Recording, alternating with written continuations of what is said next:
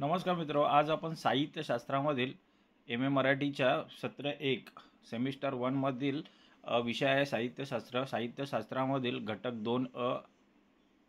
2 घटक आ हा उपघटक आ आपण अभ्यासणार आहोत. यामध्ये साहित्याचे प्रयोजन, स्वायत्तवादी भूमिका आणि लौकिकतावादी भूमिका हे घटक आपण समजून घेणार आहोत. तर साहित्याचे प्रयोजन, स्वायत्त भूमिका म्हणजे काय ते आपण समजून घेऊया. प्रयोजन म्हणजे अर्थात उद्देश आणि कार्याचा. पहिलं प्रयोजन ही संकल्पना आपण समजून घेऊया. प्रयोजन म्हणजे काय? तर प्रयोजन म्हणजे अर्थात उद्देश, हेतू व कार्य याचा मेळ ते कार्याची सिद्ध होण्यापूर्वीची असते.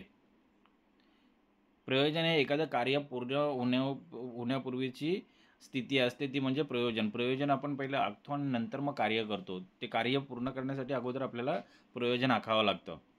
हेतू, प्रयोजन स्वरूप.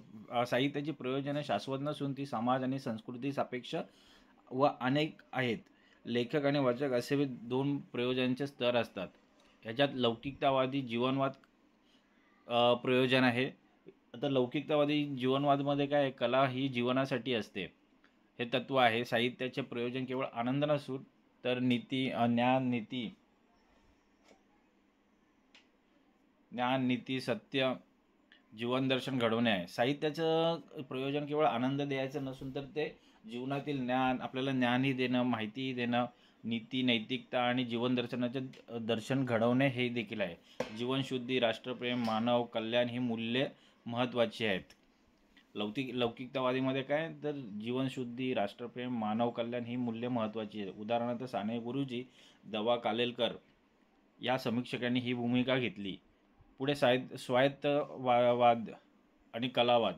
कला कलेसाठी, आर्ट फॉर आर्ट's सेक हे तत्त्वज्ञान यांनी स्वीकारलं. कला स्वयंभू स्वायत्त असून ती कोणत्याही ज्ञानपर, नैतिक व प्रयोजनापासून मुक्त असते. साहित्याचे प्रयोजन केवळ सौंदर्य निर्मिती आणि त्यातून मिळणारा अलौकिक उपयोग निरपेक्ष आनंद हाच आहे. तर ह्या तत्त्वज्ञानाचं, स्वायत्तवादाचं काय म्हणणं आहे, ती कला ही फक्त कलेसाठी आहे. त्यामध्ये कोणतेही नैतिक, ज्ञानपर प्रयोजन नसावेत. ते फक्त सौंदर्य निर्मिती आणि त्यातून मिळणारा अलौकिक आणि उपयोग निरपेक्ष आनंद हाच आहे. पुढे नासी फडके यांनी साहित्याचे प्रयोजन केवळ आनंद मानले. नासी फडके यांनी काय, साहित्याचे प्रयोजन केवळ आनंद हेच मानले. तर बासी मर्ढेकरांनी काय म्हटलंय, तर त्यांनी कलेचे सौंदर्य रूपावर व रचनेवर केंद्रित केले. यांनी काय, कलेचे सौंदर्य रूपावर आणि रचनेवर केंद्रित केलेले दिसते. कला ही उभारी आणि स्वयंरूप असते असे मत मांडले. कला ही काय, उभारी आणि स्वयंरूप असते असे मर्ढेकरांनी यांनी मत मांडले. प्रयोजनाचे समन्वय, लौकिकतावाद आणि स्वायत्तवाद यांतील तणावावर आधुनिक काळात बांधिलकीचा विचार स्वीकारला गेला. आता काय, लौकिकतावाद आणि स्वायत्तवाद यांतील जो तणाव आहे हे परस्पर विरोधी विचार आहेत. तर आधुनिक काळात या बांधिलकीचा विचार स्वीकारला गेला. तर काही प्रश्नांस्वरूपात हे आलेले आहेत. तर प्रयोजन म्हणजे काय, तर सविस्तर. प्रयोजन म्हणजे काय, तर सर्वसाधारणपणे प्रयोजन म्हणजे उद्देश व कार्य यांचा मेळ. एखाद्या कार्य सिद्ध होण्यापूर्वी असलेला हेतू म्हणजे प्रयोजन होय. साहित्याच्या संदर्भात प्रयोजन म्हणजे लेखक कोणत्या हेतूने लेखन करतो आणि वाचक कोणत्या हेतूने वाचतो. लेखन करतो म्हणजे लेखकाचे प्रयोजन आणि वाचक कोणत्या हेतूने वाचतो म्हणजे वाचकाचे प्रयोजन. प्रयोजने अनेक असून ती शाश्वत नसून समाज, संस्कृती सापेक्ष असतात. मुख्यत्वे प्रयोजनाचे 2 गट आहेत: लौकिकतावाद, ज्ञान आणि नीती, आणि स्वायत्तवाद, केवळ आनंद आणि सौंदर्य. साहित्याच्या प्रयोजन विचारातील लौकिकतावाद भूमिका काय आहे ही समजून घेऊया. लौकिकतावाद भूमिकाला जीवनवाद असेही म्हणतात. ही भूमिका कला जीवनासाठी या तत्त्वज्ञानावर आधारित आहे. त्यानुसार साहित्याचे प्रयोजन केवळ सौंदर्य निर्मिती व आनंद देणे नसून तर ते मानवी जीवनाचे सत्य, स्वरूप आणि मानवी मूल्य, उदाहरणार्थ जीवनशुद्धी, राष्ट्रप्रेम, मानव कल्याण मूल्य हे वाचकांना देणे आहे. त्याचं कार्य काय आहे लौकिकतावादी भूमिकेचं, तर साहित्य हे जीवनातील ज्ञान, नीती, बोध, सत्य, सामाजिक मार्गदर्शन करते. याचे समर्थक कोण होते, तर विका राजवाडे यांनी साहित्य हे उपदेशाचे व पुरोगामी विचारांचे माध्यम मानले. दवा कालेलकर, आचार्य जावडेकर, साने गुरुजी यांनी जीवन कल्याण हे प्रयोजन मानले. पुढे प्रयोजन विचारातील स्वायत्तवादी संकल्पना काय ते समजून घ्या. स्वायत्तवादी भूमिकेसाठी कलेसाठी ही भूमिका कला किंवा साहित्य हे नैतिक, ज्ञानपर, सामाजिक प्रयोजनापासून मुक्त असते. कला ही काय आहे? ते कला ही कलेसाठीच आहे. ते ही भूमिका कला किंवा साहित्य हे नैतिक, ज्ञानपर, सामाजिक प्रयोजनापासून मुक्त, स्वतंत्र, स्वायत्त मानतात. तर ही विचारधारा विचार काय मागतात? तर कला ही फक्त कलेसाठी आहे. ती नैतिकता, सत्य, मार्गदर्शन, सामाजिक मार्गदर्शन, ज्ञान, नीती, बोध यांपासून मुक्त आहे. ती फक्त कलेसाठीच कला आहे. या प्रयोजनापासून ती मुक्त आहे, म्हणून ती स्वतंत्र आहे. प्रयोजन काय? तर केवळ सौंदर्य निर्मिती आणि त्यातून वाचकाला उपयोग, निरपेक्ष, अलौकिक आनंद देणे हे साहित्याचे एकमेव प्रयोजन आहे.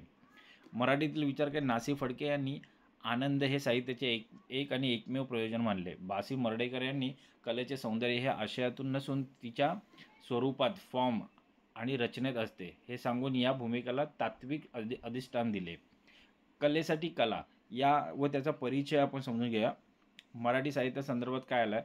तर कलेसाठी कला ही स्वायत्तवादी कलावाद भूमिकेची ओळख आहे. या भूमिकेनुसार कलेचा हेतू केवळ सौंदर्य निर्मिती आणि अलौकिक आनंद प्राप्त करणे हा आहे. कला ही सामाजिक, नैतिक आणि ज्ञानपर उपदेशासाठीचे साधन आहे. मराठीचा परिचय काय? मराठीतील परिचय नासी फडके यांनी या भूमिकेचा पुरस्कार केला. त्यांच्यामध्ये साहित्य हे केवळ आनंद निर्मितीसाठी निर्माण झालेले असते आणि तो आनंद उपयोग निरपेक्ष असतो. पुढे बासी मर्ढेकर यांचे विचार काय? तर या विचारांनी अधिक तत्त्वज्ञानात्मक उंचीवर नेले. त्यांच्या मते कलाकृतीचे महत्त्व रूप आणि रचना या घटकांवर अवलंबून असते. मर्ढेकरांनी काय महत्त्व दिले? तर कलाकृतीचे महत्त्व, रूप आणि रचना या घटकांवर अवलंबून असते. प्रयोजनचं काय आहे प्रयोजन सांगून लौकिकतावाद आणि जीवनवाद या संकल्पना सुधारण्यास द्या. लौकिकतावाद आणि जीवनवाद संकल्पना भूमिकेनुसार साहित्य हे जीवनाचे सत्य स्वरूप दाखवते आणि मानव कल्याण साधते. सुधारण स्पष्टीकरण काय? साहित्याचे प्रयोजन हे ज्ञान देणे आहे. ह्या ज्ञानामुळे वाचकांना विविध प्रकारची माहिती मिळते आणि त्यांचे जीवन समृद्ध होते. उदाहरणार्थ विकांत राजवाडे यांच्या मते सामाजिक आणि पुरोगामी विचारांचा प्रसार हे साहित्याचे प्रयोजन आहे. गोडसे भटजींनी त्यांचे प्रवास वर्णन माहिती देण्यासाठी लिहिले, पण त्याला नंतर वाङ्मयीन महत्त्व प्राप्त झाले. भटजींनी काय लिहिलं? तर प्रवास वर्णन हे माहिती देण्यासाठी दिले, मग नंतर त्याला वाङ्मयीन महत्त्व प्राप्त झाले. टिपा लिहा काय? कलेसाठी कला ही स्वायत्तवादी भूमिका असून कला ही ज्ञान, नीती, व्यावहारिक उपयोगिता, सत्य, बोध आणि सामाजिक मार्गदर्शन यांपासून पूर्णतः मुक्त व स्वतंत्र असते. तिचा एकमेव हेतू केवळ फक्त आनंद देणे हा असतो. मराठीत नासी फडके आणि बासी मर्ढेकर हे या भूमिकेचे समर्थक होते. लौकिकतावादी भूमिका काय? हे जीवनवाद. लौकिकवादी आणि ही जीवनवादी भूमिका आहे, म्हणजे साहित्याचा उपयोग जीवनाच्या कल्याणासाठी करणे. या भूमिकेनुसार साहित्य हे नीती, ज्ञान आणि समाज सुधारणा यांसाठी साधन असते. साहित्यातून मिळणारे सत्य आणि सौंदर्य हे जीवन उपयोगी असावे. ही भूमिका आर्ट फॉर लाईफ सेक या तत्त्वज्ञानावर आधारित आहे. स्वायत्तवादी प्रयोजन विचार. स्वसत्तावादी विचार साहित्याला स्वायत्त आणि मूल्यमुक्त मानणे.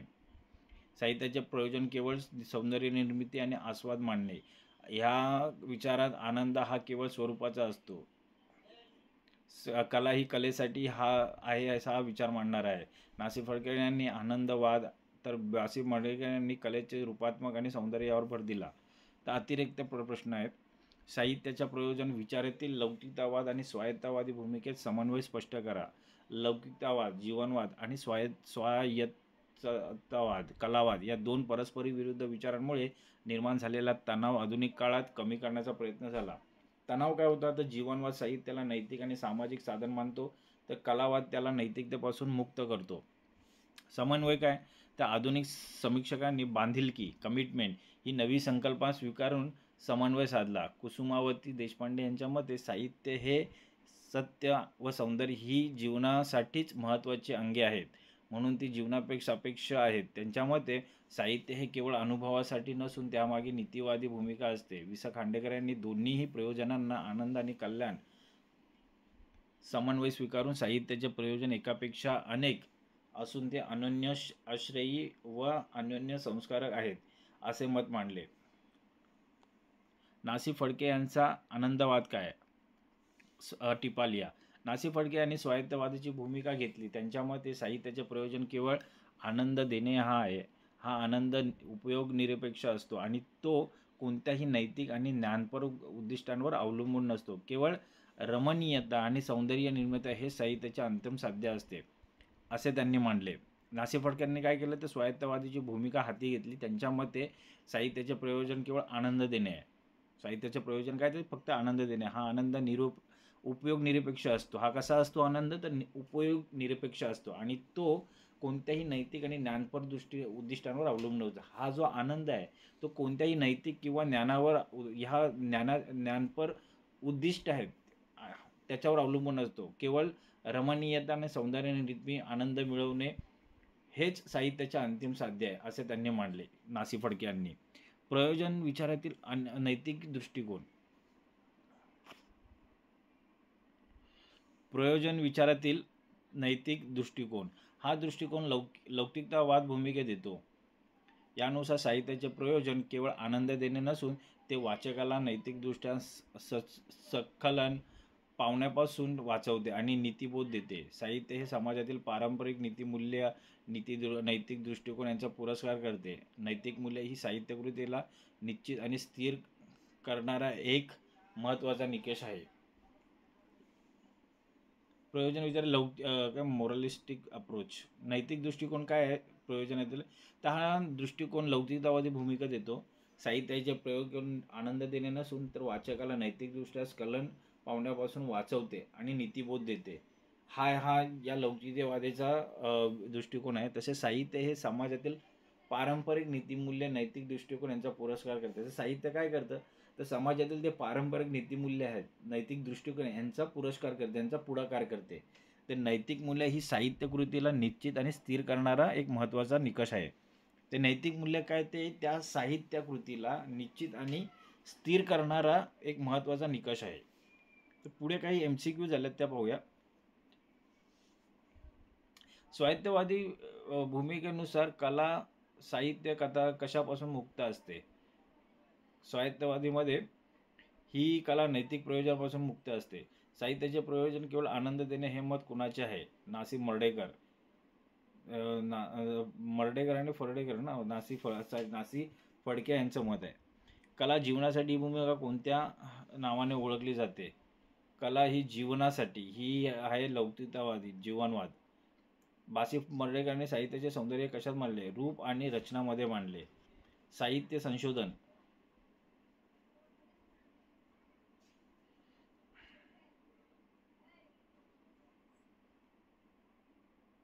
आता पुढे साहित्य संशोधनाचा घटक आलेला आहे. साहित्य संशोधनामध्ये काय मुद्दे आहेत ते पाहूया. प्रमुख संकल्पना आणि वैशिष्ट्य पाहूया. साहित्य संशोधन